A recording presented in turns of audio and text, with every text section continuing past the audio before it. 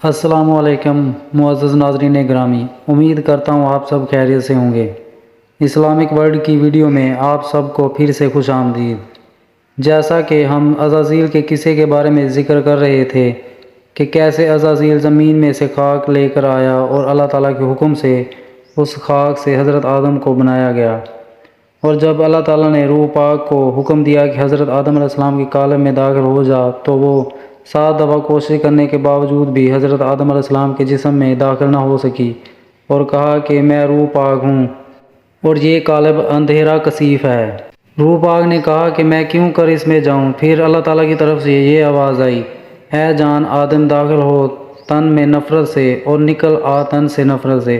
اسی وقت جان پاک آدم علیہ السلام کی ناک کی راہ سے داخل ہو کر چاروں طرف دماغ کے پھرنے لگی۔ جب حضرت آدم علیہ السلام نے آنکھیں اپنی کھولیں، فوراً جان ان کے دماغ سے حلق میں آ رہی اور حلق سے سینے میں سے ناف تک پہنچی۔ جب وہ گل گوشت پوش ہڈی رک اور آنت ہو گئی، بعد حضرت آدم علیہ السلام نے اللہ تعالیٰ کی قدرت سے ہاتھ کو زمین پر ٹیک کر اٹھنے کا قصد کیا۔ اس میں فرشتے بول اٹھے، یہ بندہ شتاب کار ہوگا۔ اس کا مطلب یہ ہے کہ فرشتوں نے کہا کہ ابھی آدھے جسم میں جان آئی ہے حضرت آدم علیہ السلام کی، اور یہ اٹھنے کی جلد بازی کر رہا ہے۔ پھر اللہ تعالیٰ نے فرمایا، پیدا کیا گیا انسان جلد باز یعنی شتاب کا، اور آدم علیہ السلام نے اپنے سارے بدن پر نظر کر کے دیکھا کہ اللہ تعالیٰ نے مجھے کس چیز سے بنایا، اور جان آدم کی جوڑوں اور بندوں میں مانند ہوا کہ رگوں میں اور گوشت پوش میں سارے بدن کے پھر رہی تھی۔ تب حق تعالیٰ نے فرشتوں کو بھیجا کہ دماغ آدم علیہ السلام کا سہلا دیں اور پیشانی ان کی ملیں، اور ایسا ہی ہوا۔ تب جان ان کی گوشت اور پوست اور رگوں میں قرار پذیر اور مستحکم ہوئی۔ فی الفور چھینک آئی۔ آدم علیہ السلام نے بلہم خدا تعالیٰ کے کلمہ الحمدللہ زبان پر لائے، اور اس کا جواب رب العالمین کی طرف سے یرحمک اللہ ارشاد ہوا۔ اس لیے اس کا جواب ہوا جو کوئی چھینکے اور الحمدللہ پڑھے تو سننے والے پر واجب ہے کہ اس کے جواب میں یرحمک اللہ کہے۔ بعد اس کے جناب باری سے حضرت جبرائیل علیہ السلام کو ارشاد ہوا کہ وہ چھینک لے کہ اس سے ایک بندہ عیسیٰ ابن مریم پیدا کروں گا، اور جب آدم خاک سے اٹھے گا، حق تعالیٰ کے حکم سے ایک تخت ملکل پر بہشت میں 40 میل کا زر و زیور جواہر سے اور ہلا تاج زیری پہن کر جا بیٹھے، اور نوران کی پیشانی کا عرش تک چمکتا رہا، اور وہ نور در حقیقت محمد صلی اللہ علیہ وسلم کا تھا۔ تب اللہ تعالیٰ کا حکم ہوا کہ جمیع ملائک آدم کو سجدہ کریں، اور وہ سجدہ تعظیم کا تھا، نہ کہ وہ سجدہ عبادت کا تھا۔ جیسا کہ اللہ تعالیٰ نے فرمایا، جب کہا ہم نے فرشتوں کو سجدہ کرو آدم کو، تو سجدہ کیا سب نے، مگر ابلیس نے نہ سجدہ کیا اور تکبر کیا، اور تھا وہ منکروں میں۔ فرشتوں نے جب سجدے سے سر اٹھایا تو وہاں ابلیس کو کھڑا ہوا دیکھا، اور معلوم کیا کہ وہ ابلیس ہے جس نے سجدہ نہ کیا۔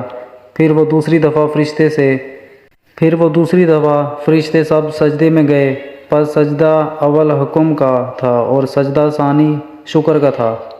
تب اللہ تعالیٰ نے ابلیس کو فرمایا، اے ابلیس، تجھ کو کیوں کر انکار ہوا سجدہ کرے تو اس چیز کو جو میں نے بنائی ہے دونوں ہاتھوں سے؟ یہ تو غرور کیا تو بڑا تھا درجے میں۔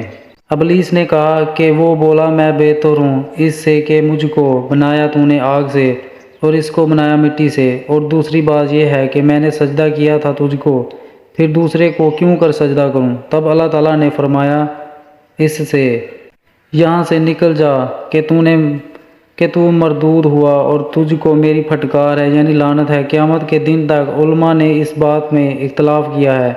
بعض نے کہا ہے کہ اس سے مراد یہ ہے کہ نکل جائے ایمان سے، اور بعض کے نزدیک نکل جانے سے مراد یہ ہے کہ جماعت فرشتوں کی سے نکل جا اور ابلیس کی صورت میں سے ہو جا۔ تب غضب الہی سے اس کی صورت بدل گئی، اور آنکھیں اس کی سینے پر آ گئیں۔ جو اس کی طرف دیکھتے تو کہتے یہ خدا کی درگاہ سے راندا گیا، اور مالعون اور مردود مغزول ہوا۔ اس وقت شیطان نے زبان کھولی اور کہا، اے پروردگار، تو نے مجھے مغزول اور مردود کیا، آدم کے لیے یہ شامت میری تھی۔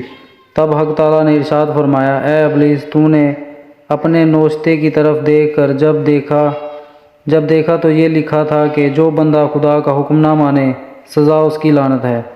اس نوشتے کو پڑھ کر بہت مایوس ہوا اور کہا، شیطان بولا، اے رب مجھ کو ڈھیل دے جس دن تک مردے زندہ ہوں، اور دوسری غرض یہ ہے کہ گوشت اور پوست اور رگوں میں آدمیوں کے مجھے دخل دے اور ان کے دیدوں سے مجھ کو محبوب رکھے۔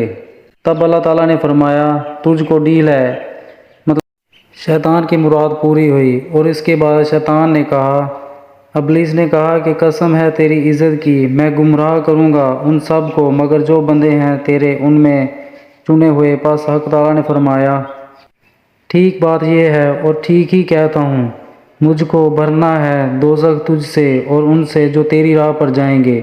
بعد جناب باری تعالیٰ کے حکم کے تحت آدم کو فرشتوں نے جنت اور فردوس میں جا رکھا، اور سب نعمتیں جو حق تعالیٰ نے ان کی عنایت کی تھیں اس کے ساتھ ہی ان کو قرار و تسلی نہ تھیں، کیونکہ آرام و تسلی ہر کسی کو اپنے ہم جنس سے ہوتی ہیں، اور عالم تنہائی میں کوئی ہم جنس ان کا نہ تھا، اور اللہ تعالیٰ کی مرضی یہی تھی کہ ان کا جفت و ہم سفر پیدا کرے، کیونکہ بے جفت و بے مثل و بے مانند بے حاجت سوائے خدا کے کوئی نہیں۔ جب وہ بے قرار ہوئے تب حق تعالیٰ نے ان کو خواب میں ڈالا۔ حضرت آدم علیہ السلام کو خواب میں ڈالا اور ایسے سوئے کہ نیند نہ آئی اور نہ بیدار ہوئے۔ اس صورت میں حق تعالیٰ نے حضرت جبرائیل علیہ السلام سے ایک ہڈی بائیں پہلو سے ان کی نکلوائی اور اس سے ان کو درد اور علم نہ ہوا۔ اس ہڈی سے حضرت حوا کو بنایا۔ خوبصورتی اور نیک روئی اور ملاحت و حسن و جمال اور جو کچھ خوبیاں جہاں کی عورتوں میں تھیں تمام تر حق سبحانہ تعالیٰ نے ان کو بخشیں، اور زیر کی شرم اور مہر و شفقت کمال اور ان کو دی ہر اعلیٰ زیریں بہشت سے لا کر ان کو پہنائے اور تاج زیریں ان کے سر پر رکھ کر تخت زیریں بٹھایا۔ اس کے بعد حضرت آدم علیہ السلام کو نیند سے بیدار کر کے حوا کے ساتھ جلوا دیا۔ آدم علیہ السلام نے حوا کو اس طرح دیکھ کر بے اختیار چاہا کہ ان پر دست انداز ہوں۔ تب درگاہ الہی سے آواز آئی کہ اے آدم، خبردار اسے مت چھوؤ، بے نکاح اس کی صحبت حرام ہے۔ تب آدم نے ان سے نکاح کرنے کی خواہش ظاہر کی۔ اللہ تعالیٰ نے آدم علیہ السلام کا نکاح حوا کے ساتھ کر دیا اور اللہ تعالیٰ نے فرمایا، سر اور پردے اور جھلے جتنے ہیں لگائے جائیں، اور طبق زریں اور مروادید اور جواہرات نثار کیے۔ اس کے بعد حق تعالیٰ نے وہ پردے سب اٹھا لیے اور ثنا اپنی آپ کو سنا دی۔ حق سبحانہ و تعالیٰ نے نکاح میں آدم علیہ السلام اور حوا کے یہ ثنا پڑھی اور کہا، حمد میری ثنا ہے اور زندگی میری چادر اور عظمت میری ازار ہے، اور کل مخلوقات میرے غلام اور لونڈیاں ہیں، اور انبیاء میرے رسول اور اولیاء میرے دوست ہیں، اور حضرت محمد صلی اللہ علیہ وسلم میرے حبیب اور رسول ہیں، اور پیدا کیا میں نے کل کائنات کو تاکہ گواہی دے میری وحدانیت پر، اور گواہ رہیں میرے فرشتے سب اور سب آسمان کے رہنے والے اور عرش کے اٹھانے والے۔ بے شک میں نے نکاح باندھ دیا آدم و حوا کا۔